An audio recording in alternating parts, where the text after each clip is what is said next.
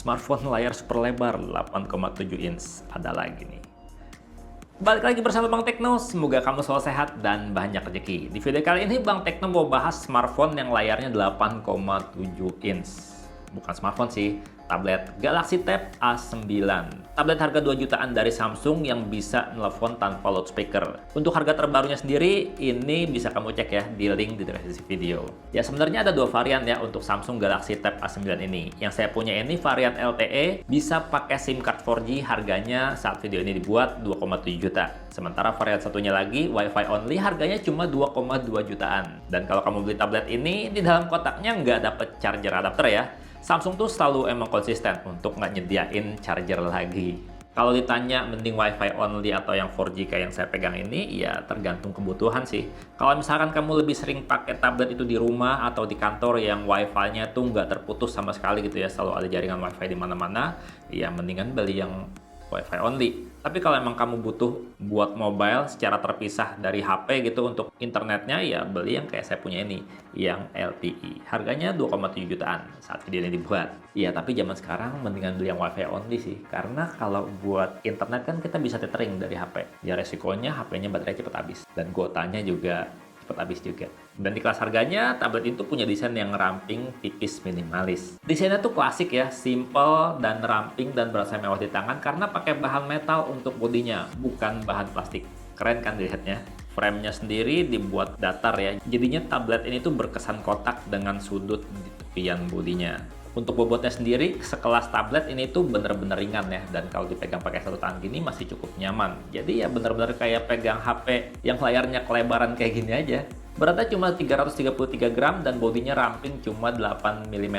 Bener-bener enak loh di tangan. Baik dipegang dengan satu tangan saat nonton ataupun dua tangan saat penggunaan normal. Ya setidaknya untuk ukuran tangan saya yang kira-kira standar tangan cowok Indonesia ya. Untuk desain depannya juga hadir dengan bezel layar yang cukup ramping. Simetris lebarnya antara atas dengan bawah, kiri dengan kanan juga. Oh iya, salah satunya kenapa saya bilang ini adalah HP dengan layar kelebaran bukan tablet adalah ini. Di bagian atasnya ini ada kamera selfie-nya. Dan salah duanya adalah HP ini juga punya earpiece untuk teleponan ya, tepat di atas kamera. Untuk yang varian 4G. Emang dulu banyak tablet kayak gini, zaman-zaman awal tablet populer. Tapi sekarang tuh hampir nggak ada yang punya earpiece kayak gini. Jadi ya tablet ini tuh bisa dipakai teleponan secara normal ya.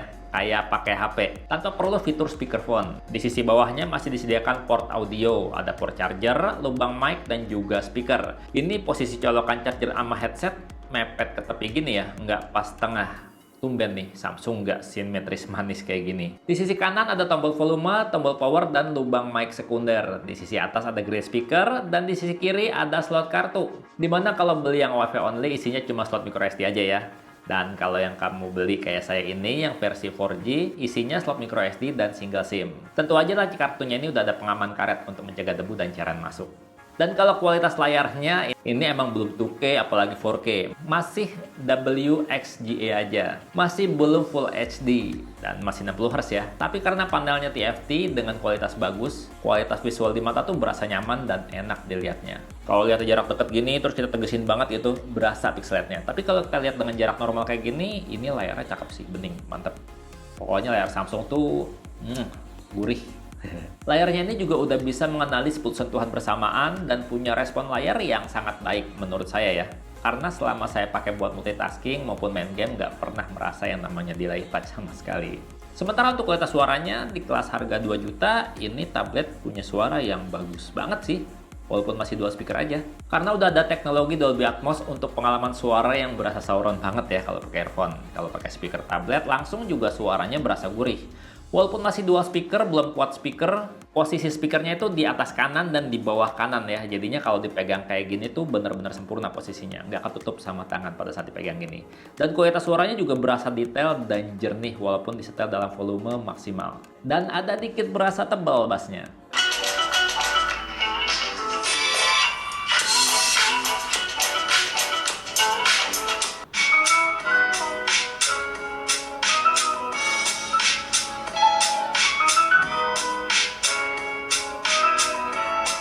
Ya kalau tabletnya telanjang kayak gini kelihatan keren ya. Tapi kalau mau lebih keren lagi, pakai casingnya yang original dari Samsung. Kayak gini nih.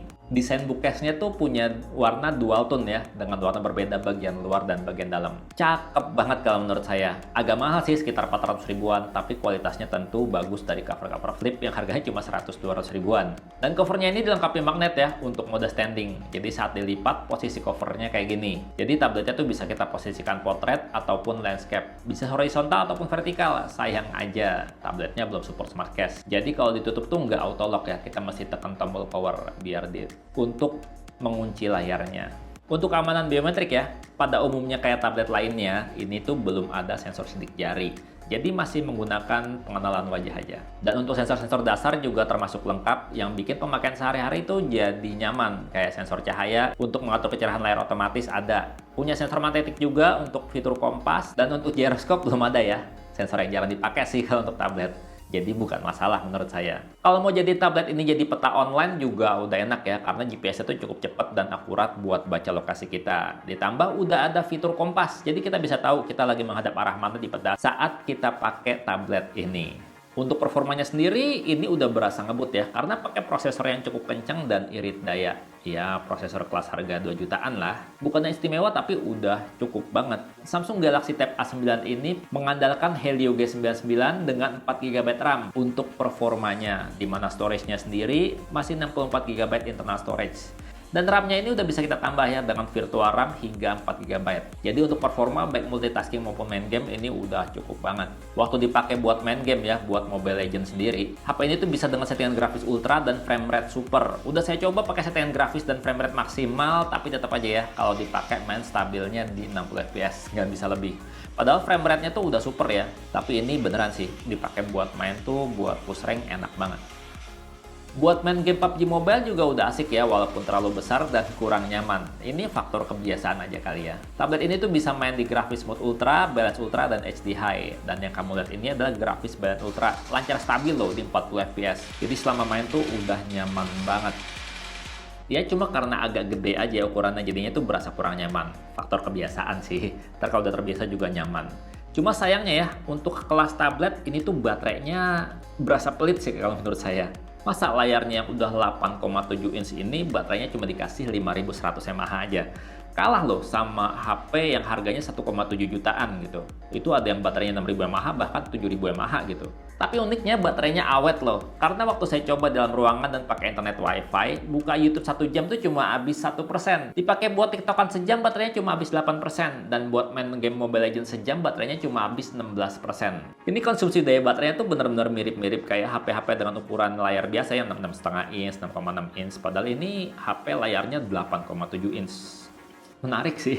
Dan untuk ngecasnya juga udah bisa pengisian cepat ya, walaupun nggak cepet-cepet banget, cuma 15 watt. Kalau dicas pakai charger yang support sama pengisian cepat 15 wattnya Samsung, dalam sejam tuh udah keisi 58%, dan dalam 2 jam udah keisi 95%. Kalau buat tablet segitu udah lumayan cepet lah ya, karena kita kan nggak perlu buru-buru banget kalau ngecas tablet. Sementara di sektor software ya, kalau yang namanya Samsung tuh bener-bener serius kalau ngeluarin produk. Kayak ini nih, Samsung Galaxy A9 ini, kalau buat UI-nya, buat softwarenya tuh bener-bener berasa matang banget. Dan di Samsung Galaxy A9 ini sistem operasinya pakai One UI 5.1 dengan Android 13. Ya harapannya sih kita dapat update ya ke Android 14 dengan One UI 6 ya. Dan UI-nya itu emang udah dirancang banget untuk tablet yang bisa digunain dengan sangat nyaman. Tombol navigasi posisinya di pojok kanan semua kayak gini. Jadinya kalau mau pindah-pindah ke home atau mau tekan tombol back, itu nggak perlu ubah posisi tangan, cukup jempol aja menjangkau dengan mudah. Nyaman banget ya. Dan UI-nya ini tuh berasa kayak pakai laptop sih. Kalau kita buka aplikasi satu ya, di bagian bawah tuh ada dock atau taskbar kayak gini. Dan kalau mau buka aplikasi lebih dari satu, tinggal tap dan geser aja kayak gini, langsung layar auto terbagi. Ini baru 2 aplikasi loh dalam satu layar. Kita bisa hingga 7 aplikasi dalam satu layar kebuka. 2 aplikasi dalam bentuk split screen, dan 5 aplikasi lainnya dibuka dengan bentuk pop-up window. Keren ya, tablet harga 2 jutaan loh ini. Ya cuma kalau buat buka banyak-banyak nggak efektif sih menurut saya, selain karena layarnya cuma 8,7 inch, RAM-nya juga cuma 4 GB, jadi saat beroperasi maksimal 7 aplikasi kayak gini berasa tersendat, kurang memori kayaknya.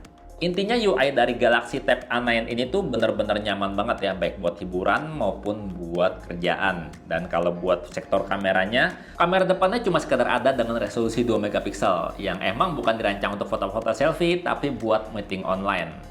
Atau bisa buat juga video call ya. Dimana kalau maksa buat foto-foto hasilnya ya kayak gini. Kualitas 2 megapiksel tuh akan berasa pixelate banget. Seandainya aja dikasih minimal 5 megapiksel supaya kalau buat foto lebih proper hasilnya.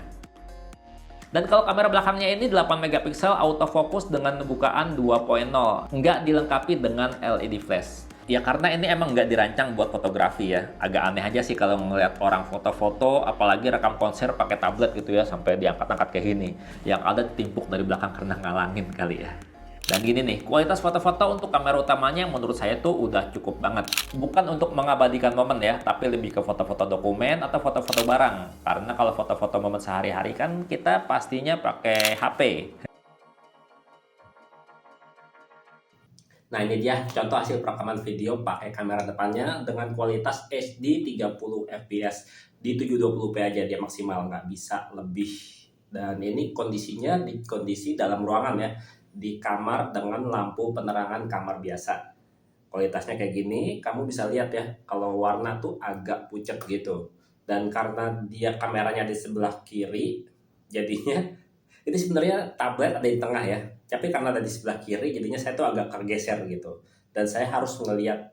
Kalau misalnya saya ngeliat ke kamera, kamu kelihatan banget kan saya ngeliat ke samping gitu. Kalau misalkan ngeliat ke layar, mata saya nggak akan ngelihat kamera gitu. Ini saya melihat kayak ya, melihat ke layar. Nah sekarang kalau ini saya melihat ke kamera gitu. Dan kalau untuk dipasangin lampu yang lebih bagus gitu ya, kalau buat meeting online, saran saya sih pakai penerangan lebih ya. Kayak gini misalnya nih, penerangan yang proper yang lebih bagus, kualitasnya kelihatan, warnanya tuh benar-benar keluar. Muka saya tuh kan kelihatan warnanya, kalau tadi kan agak pucat, kalau ini warna aslinya lebih kelihatan. Ini memang masih pucat sih karena emang baru sehat. Gitu. Gimana kualitas suaranya?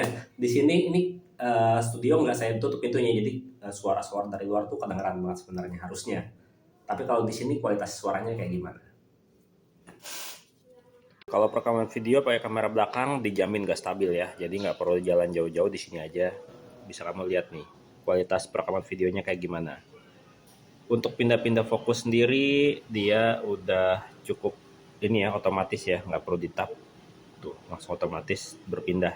Cuma kalau untuk detail berasa kurang aja sih, mungkin karena emang nggak dirancang untuk merekam video kali ya pakai tablet. Lucu aja sih ngeliat orang ngerekam video pakai tablet kayak gini.